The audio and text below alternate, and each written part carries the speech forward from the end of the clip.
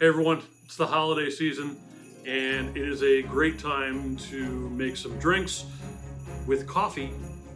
One of the things that you can do and a great gift you can give friends is a coffee liqueur, homemade and not store-bought. We're going to talk about how to do that on today's Mug Life.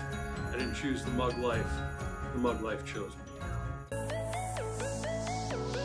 Hey everyone, I'm Eric, and if you're like me, you like a good mixology type drink that you could make at home with as many great ingredients as you can get on your own. And one super easy thing to do is make your own coffee liqueur at home instead of buying that mass-produced stuff off of the shelves. Here's how we're going to do it.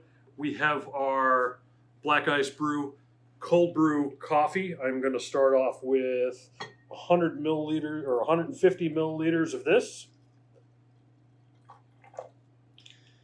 And I am going to add a little bit of hazelnut flavoring. Now this is just a simple syrup with some flavor notes added to it, in this case hazelnut.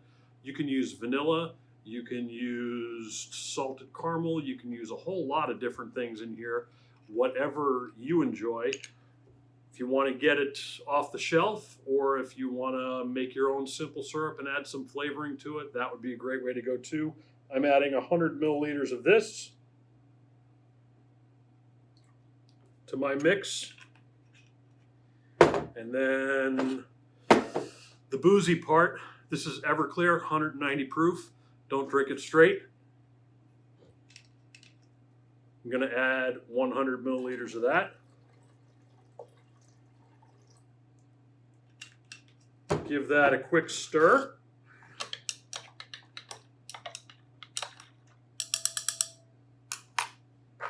There you have it. Nice coffee liqueur, great for making White Russians. My favorite drink is the Revolver. We'll talk a lot about a lot of other options, but that is another Mug Life video. Let's just see how it tastes.